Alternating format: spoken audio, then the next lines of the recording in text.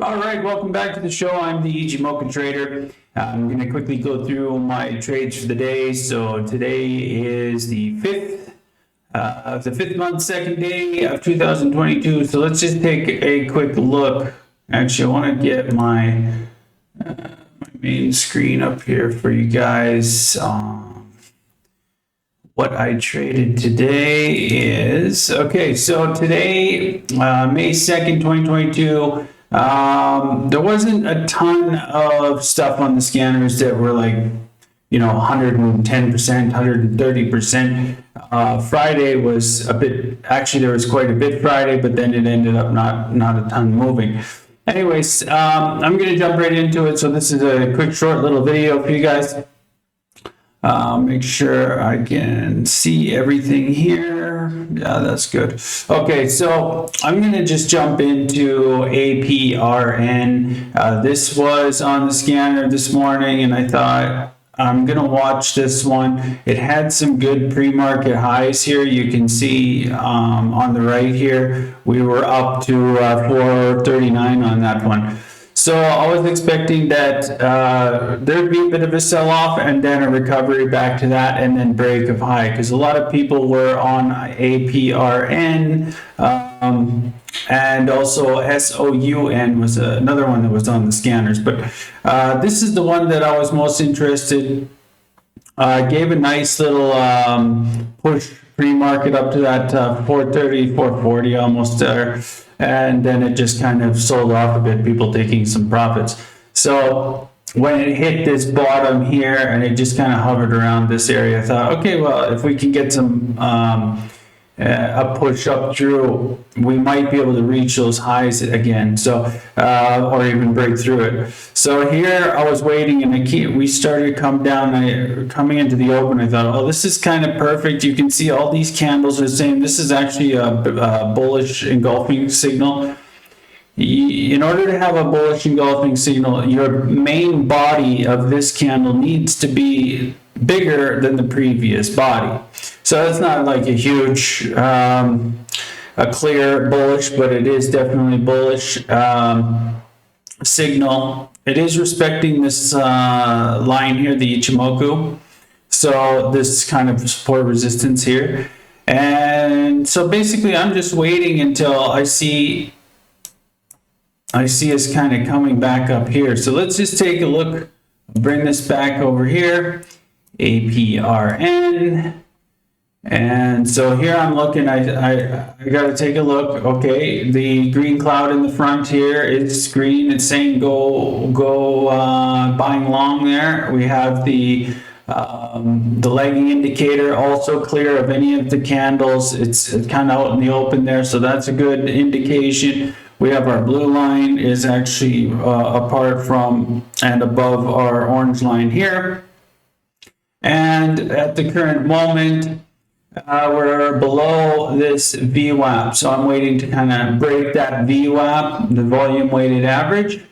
And also we have across here 50 moving above the 200, which is a good indication of maybe more of a long-term run. It doesn't always work out, but that's why I use other indicators.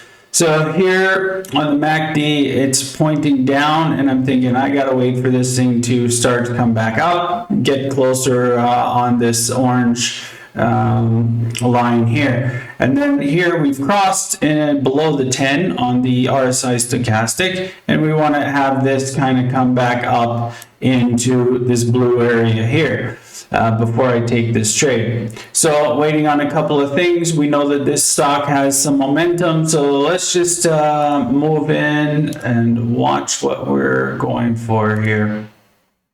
All right, so I had this already set up here so that I could see kind of the entry point that I wanted to take, which was at the 396, 395 actually, 395. We're gonna move this down just here, there.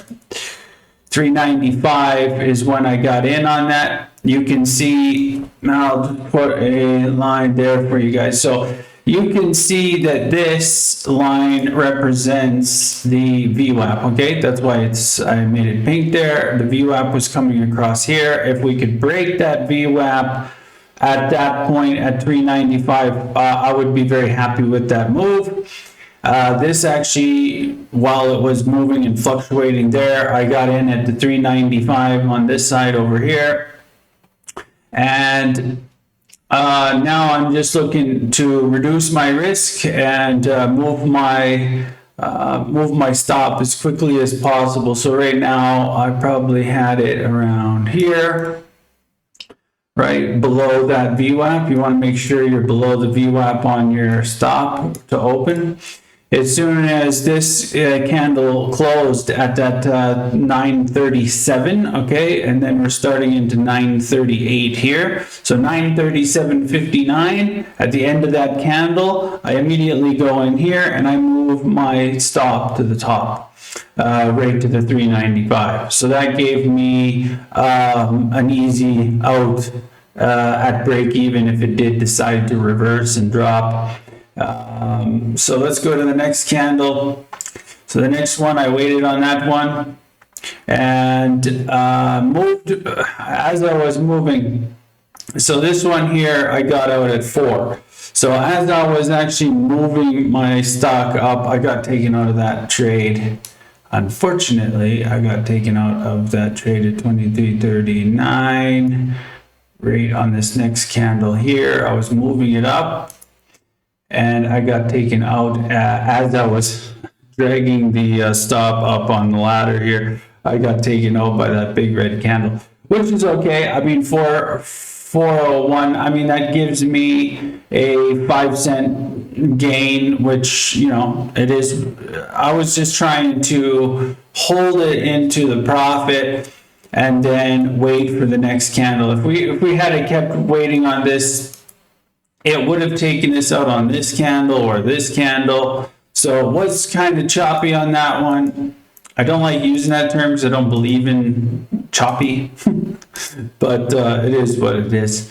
It also took us out here because the yellow line went above the orange line, or the orange line went above the blue line here. So anyways, that was a quick 5 cents on that one. You know, you could have maybe held out for 5 more cents, but the point is that it didn't break out. You know, I mean, it's nice having the $30 profit, but I'm looking for the large profits with minimizing my losses. So really, like, this to me is just confirmation that that trade did not break out the way that I thought it would, which was I thought we would break that VWAP and I thought we would gain some more momentum and that we would go at least up to the 439, or I was looking at the daily charts as well at 454 up to there. So if we broke the 439 and then made it all the way up to 454,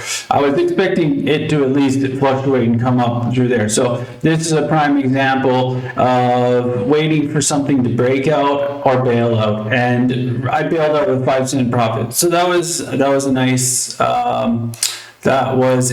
nice little move, nice little profit. So we'll take a look here. So again, I was in at the 938, out at the 939. So that was just over a minute holding that. You see, you do have time to make those adjustments. You have to watch your seconds on the clock. You make sure that you're always watching these seconds here on the clock, because what's crossed now, if that seconds, like say it crosses at 30, it can uncross by the end of it. So you want to make sure that you're crossing and you've moved on to the next candle before you decide to make any rash judgments. But the point is, it's here. I was able to leave my break even quickly so that I could hopefully enjoy a nice move to the pre-market highs. It didn't happen. I was able to close with 5 cents. So that was to me, it was a great day. Selling at the 4 or 5 cents, $30, 30 euro profit. So on the year, I'm up 86.15, and let's look at it's only 90 trades. So you'll take a look here. Like, I'm 600 shares. I'm 600 shares on that, and you look at some of the other traders out there, like a Relentless Trader. I think today he was, I don't know. Anyways, he had a massive amount of shares that he traded for, I think it was 130 profit this morning. He sometimes comes back in the afternoon and trades, but I don't trade that often. So I'm 68 wins, 22 losses, 75.56% success. Looking at a 1 to 2.44 profit loss ratio. My biggest win still 1775, largest loss is 280. So that'll conclude the trading for today. I started looking at other stuff like SOUN and ACCD had come up a couple times, and I was just fooling around in these. This one had made quite a nice move, but this wasn't on our scanners this morning. It didn't even hit the scans until later in the afternoon. So I'm not sure why, but this one too, I was fooling around with it. Just practicing my book trader over here. I want to get more used to ins and outs and moving those things. Moving my stops and my profit takers, because on SUN it was like 10-20 cent bid ask. So that means there's a 20 cent difference between your people selling and people buying, willing to buy and willing to sell. So if you only have a 20 cent stop, you can be taking out immediately, putting in your order. So I try to shy away from stuff that has huge spreads on the bids and asks, because my preset stops and profit takers might be off too much, and it can take you out immediately when you go in. So you could have a 20 cent loss immediately. And vice versa, you could have a 20 cent winner, but I won't record either because I'm just practicing those bid asks at the moment. I like to keep these like this one now. Let's just go to the end, APRN. If we go to APRN, APRN is here. So now I'm just in the practicing area. APR. Oh, why didn't it not change?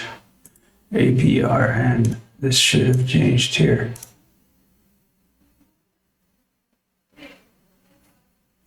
Anyways, we'll go over here then. So this is APRN. You can see there's 1 cent.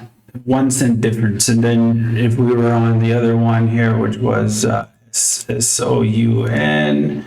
Okay, SOUN has 3 cents. You know, it's not being traded as much right now, so it's not moving up and down like it was. So when you see the bid and the ask 10, 20, 30 cent difference, that you have to be very careful going in and out of those trades. Normally, if it's a big spread, I don't even trade them. It's just kind of a rule that I've taken over the years. So that being said, that being said, I'm just going to continue on doing just the Ichimoku reporting for you guys and recaps on Ichimoku. I do other stuff in practice and stuff like that I'm just testing different strategies and different things. But for the most part, I like the percentages that we have here on the Ichimoku strategy, Ichimoka here. And I think this is going to work out very well for people who don't want to be stressed out trying to trade momentum. Anyways, that's about it. I hope you enjoyed it. There wasn't as much today, so I'll just shut up and let you guys go. So thanks for supporting the channel, and I will see you tomorrow.